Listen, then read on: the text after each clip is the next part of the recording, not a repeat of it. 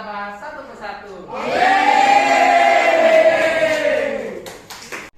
Seven Habits adalah 7 kebiasaan manusia yang bisa dipraktekkan agar hidup bisa lebih produktif dan efektif untuk menaati masa depan.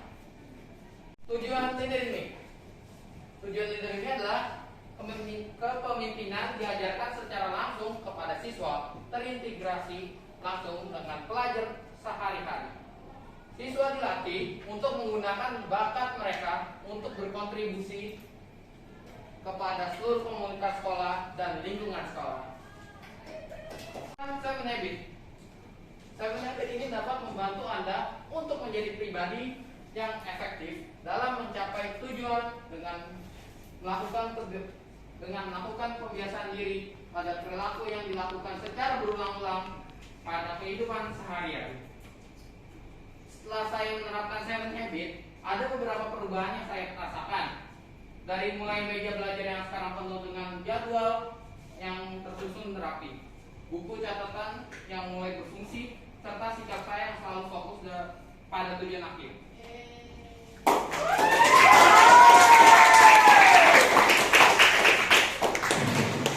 Habit 1, be proactive.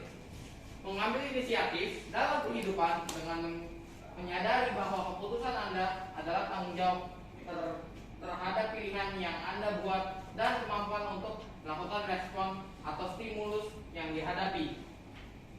Contohnya, bertanya jika bingung, mengajarkan suatu tanpa harus diperintah, mengumpulkan tugas tepat waktu, dan masih banyak lagi.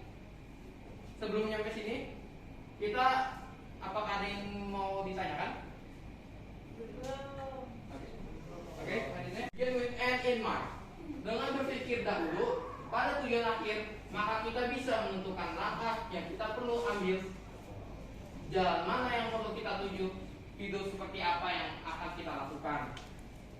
Sebagai contoh, saya mempunyai target sebagai duta besar RI di Rusia,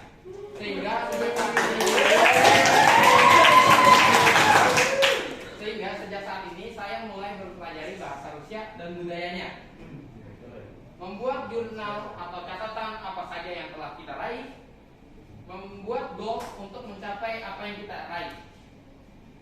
Put first thing first. Rencanakan, prioritaskan eksekusi tugas-tugas Anda yang berdasarkan skala kepentingannya lebih dahulu dibandingkan skala urgensinya. Contoh, saya mengutamakan yang penting dengan menggunakan waktu dengan sebijak-bijaknya sehingga pekerjaan saya selesai. Dan saya mengatakan tidak untuk hal-hal yang menghalangi saya menjadi orang-orang yang positif dan sukses.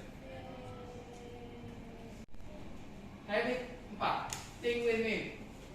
Menyeimbangkan kebutuhan semua warga, maksudnya semua orang dalam konflik dengan mempertahankan kebebasan individu. Contoh, jika saya ada di antara dua pilihan, saya akan berusaha tidak mengecewakan siapapun, dan saya akan mengambil keputusan terbaik bagi semua orang.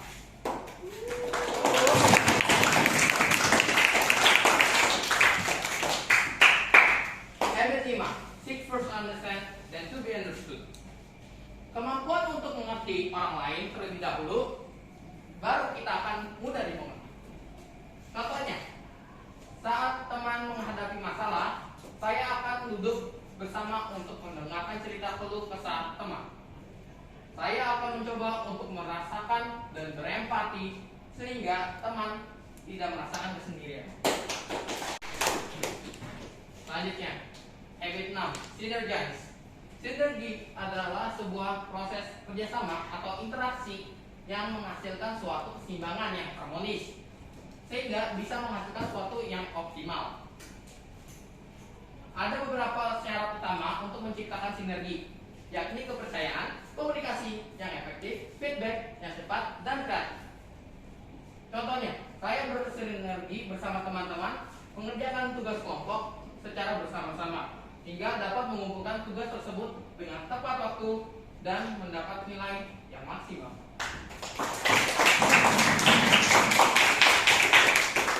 Nah, habit terakhir nih, Sharpen the saw.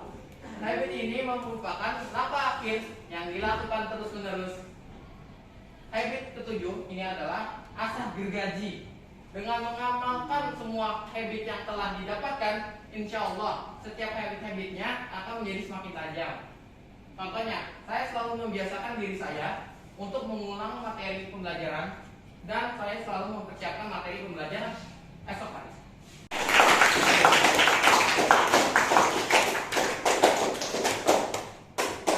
Sebelum saya akhiri, apakah ada yang ingin ditanyakan? Apa? Kalau misalnya tadi yang fighting win-win itu terus kamu kayak dapat pilihan yang bisa puasin dua pihak itu gimana? Kamu bersinergi dengan dua pihak tersebut. Jadi kamu berdua memikirkan hal yang ke depan atau yang bisa membuat keduanya juga menang.